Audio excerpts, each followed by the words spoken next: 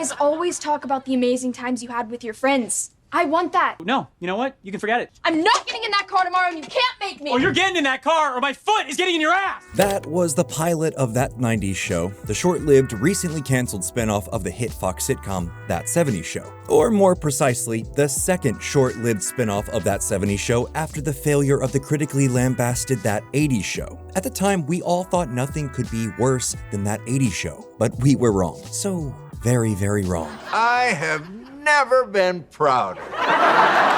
It's like watching you hit your first home run. If you'd ever done that. That 70s Show debuted on Fox in 1998. Set in the fictional town of Point Place, Wisconsin, the series followed Eric Forman, his immediate family, and his 5 best friends through the last 4 years of the 1970s. Embraced by fans and critics alike, the show would run for an astounding 200 episodes over 8 seasons. And in 2001, the network would order a sequel. That 80s Show followed a 20-something aspiring musician named Corey Howard and his friends in San Diego in 1984. But despite the title's implication of a spin-off, the only actual in-universe connection to the previous series was that the main character was Eric Forman's cousin, and it wasn't important in any way. The show was a flop with both audiences and critics, and it was canceled just after 13 episodes. Really? That's just wrong. Now, you would think that kind of failure would be a franchise killer, but the original series found a second, or technically a third life, on Netflix. In 2021, the streaming giant announced they were ordering yet another sequel called That 90s Show. Only, it seems like someone learned their lesson because That 90s Show would be a direct continuation of That 70s Show. The pilot finds Eric and Donna, now a grown-up married couple, bringing their teenage daughter Leia to visit Red and Kitty in Point Place for 4th of July weekend in 1995. Leia, a normally unpopular kid, starts hanging out with a group of area teens that includes Gwen, Ozzy, Nikki, Nate, and Jay, who happens to be the son of That 70s Show's Kelso and Jackie. You're getting married? Remarried. That's our second remarriage. Well, this one's gonna stick, right? Yeah. Leia fights her father for the freedom to stay with Red and Kitty for the summer so she can hang out with her new friends and have the kind of experiences her parents used to have when they were her age. She prevails, and her parents take off. The pilot features the returns of Topher Grace, Laura Prepon, Ashton Kutcher, Mila Kunis, Kurtwood Smith, and Deborah Jo Rupp, and it teases the return of Wilmer Valderrama, which then occurs in the following episode. But from there on out, only Smith and Rupp stay on as regulars, while Prepon and Valderrama continue to play reoccurring roles. Otherwise, the series is mostly a coming-of-age story that follows Leia and her friends. As a group, they bear a fair amount of resemblance to the gang from the original show. Leia is clearly a proxy for the sweet, nerdy Eric. Gwen combines various aspects of Donna and Hyde. Nikki fills in for the assertive and high-strung Jackie. The acerbic Ozzy plays pretty much the exact same role as Fez, and the character of Michael Kelso has been split into Jay the heartthrob and Nate the dumb jock. And like their predecessors, they spend most of their time hanging out in Red and Kitty's basement. That 90s Show is not only a sequel, it is a virtual carbon copy of That 70s Show. As everyone knows, copies are rarely as sharp as their originals, but we can understand why they went that route. Netflix had also just had a hit with Fuller House, a direct sequel to the iconic 80s sitcom Full House, which had brought back most of that original show's cast, so rebooting another beloved sitcom using the same recipe probably seemed like a winning move. And it was, at first. Seeing so many familiar faces in the pilot got audiences excited, and That 90s Show debuted to solid numbers and lukewarm to positive reviews. But when the old cast stopped showing up, so did audiences. And ultimately, That 90s Show would barely outlast That 80s Show, running for a mere 26 episodes over 2 seasons before being canceled due to low viewership. So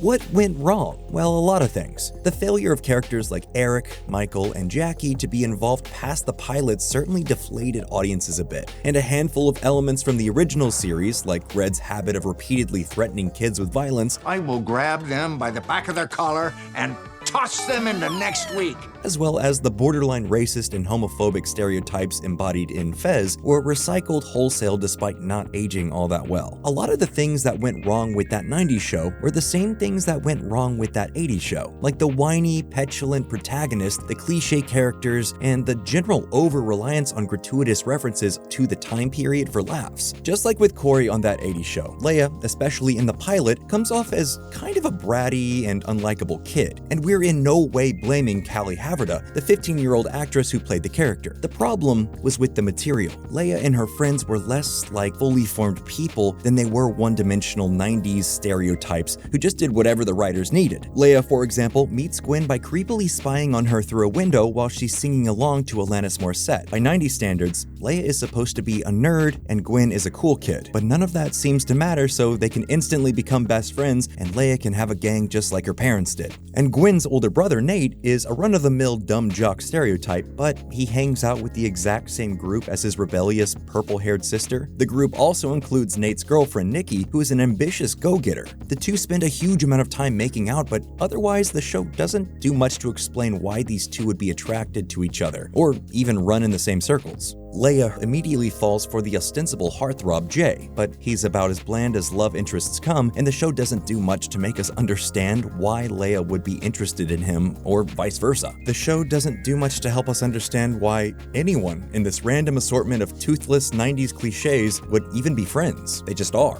They don't seem to be designed to do much more than serve as a delivery system for hammy, obvious jokes about the time period. There's only 24 pictures on this camera, and I don't want to waste any of them.